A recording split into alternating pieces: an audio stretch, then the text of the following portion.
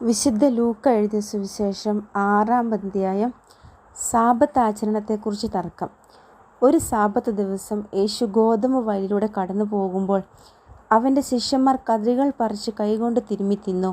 ഫരിസേയർ ചിലർ ചോദിച്ചു, സാബത്തിന് നിഷിദ്ധമായത് നിങ്ങൾ ചെയ്യുന്നതെന്ത്? അവൻ മറുപടി പറഞ്ഞു, വിശന്നപ്പോൾ ദാവീദും അനുചരന്മാരും എന്താണ് ചെയ്തത് നിങ്ങൾ വായിച്ചിട്ടില്ലേ? അവൻ ദേവാലയത്തിൽ പ്രവേശിച്ച് പുരോഹിതന്മാർക്കല്ലാതെ മറ്റാർക്കും ഭക്ഷിക്കാൻ അനുവാദമില്ലാത്ത കാഴ്ചയപ്പം എടുത്ത് ഭക്ഷിക്കുകയും കൂടെ ഉണ്ടായിരുന്നവർക്ക് കൊടുക്കുകയും ചെയ്തില്ലേ? അവൻ അവരോട് പറഞ്ഞു, മനുഷ്യപുത്രൻ സാബത്തിൻ്റെയും കർത്താവാണ്. സാബത്തിൽ രോഗശാന്തി. മറ്റൊരു സാബത്തിൽ അവൻ ഒരു സിനഗോഗിൽ പ്രവേശിച്ച് പഠിപ്പിക്കുകയായിരുന്നു. അവിടെ വലത്ത് കൈ ശോഷിച്ച ഒരുവനുണ്ടായിരുന്നു. നിയമജ്ഞരും ഫരിസേയരും യേശുവിൽ കുറ്റം ആരോപിക്കാൻ പഴുതു നോക്കി സാബത്തിൽ അവൻ രോഗശാന്തി നൽകുമോ എന്ന് ശ്രദ്ധിച്ചു കൊണ്ടിരുന്നു. അവൻ അവരുടെ വിചാരങ്ങൾ മനസ്സിലാക്കിയിട്ട് കൈ ശോഷിച്ചവനോട് പറഞ്ഞു, എഴുന്നേറ്റ് നടുവിൽ വന്ന് നിൽക്കുക. അവൻ എഴുന്നേറ്റ് നിന്നു. യേശു അവരോട് പറഞ്ഞു, ഞാൻ നിങ്ങളോട് ചോദിക്കുന്നു, സാബത്തിൽ നന്മ ചെയ്യുന്നതോ തിന്മ ചെയ്യുന്നതോ, ജീവനെ രക്ഷിക്കുന്നതോ നശിപ്പിക്കുന്നതോ ഏതാണ് അനുവദനീയം? അവിടെ കൂടിയുണ്ടായിരുന്ന എല്ലാവരുടെയും നേരെ നോക്കിക്കൊണ്ട് അവൻ ആ മനുഷ്യനോട് പറഞ്ഞു, കൈ നീട്ടുക. അവൻ കൈ നീട്ടി. അത് സുഖപ്പെട്ടു. അവർ രോഷാകുലരായി യേശുവിനോട് എന്താണ് ചെയ്യേണ്ടതെന്ന് പരസ്പരം ആലോചിച്ചു. അപ്പസ്തോലന്മാരെ തിരഞ്ഞെടുക്കുന്നു. ആ ദിവസങ്ങളിൽ അവൻ പ്രാർത്ഥനയ്ക്കായി ഒരു മലയിലേക്ക് പോയി.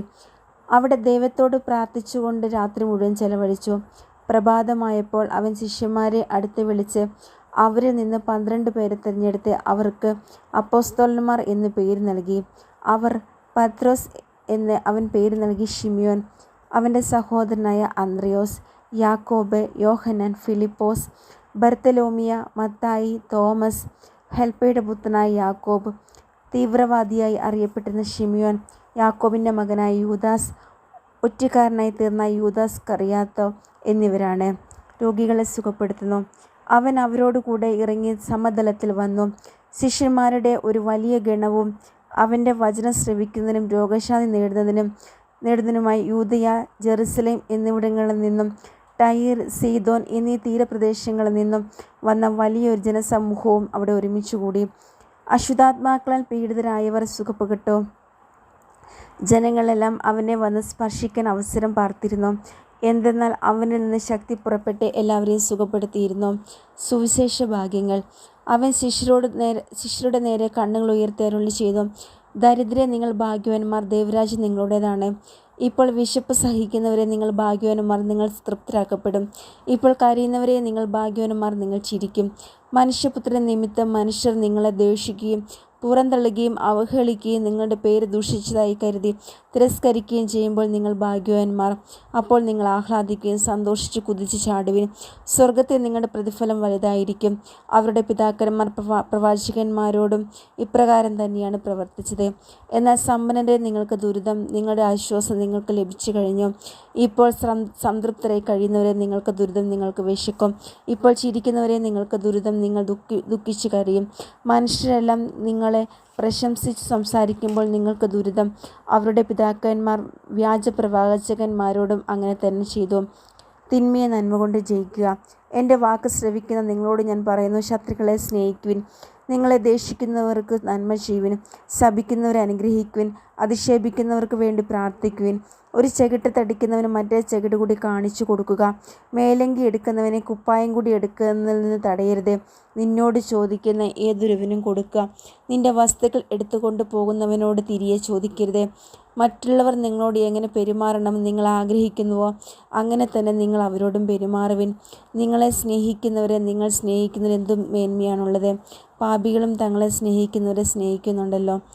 നിങ്ങൾക്കു നന്മ ചെയ്യുന്നവർക്ക് നിങ്ങൾ നന്മ ചെയ്യുന്നതിൽ എന്ത് മേന്മയാണുള്ളത്?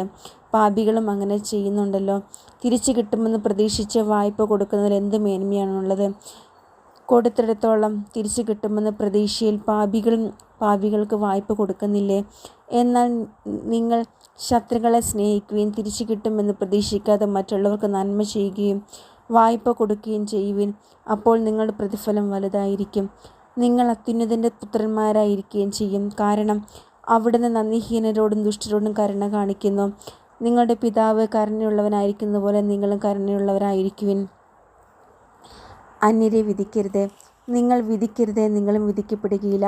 കുറ്റാരോപണം നടത്തരുത്, നിങ്ങളുടെ മേലും കുറ്റം ആരോപിക്കപ്പെടുകയില്ല. ക്ഷമിക്കുവിൻ, നിങ്ങളോട് ക്ഷമിക്കപ്പെടും. കൊടുക്കുവിൻ, നിങ്ങൾക്കും കിട്ടും.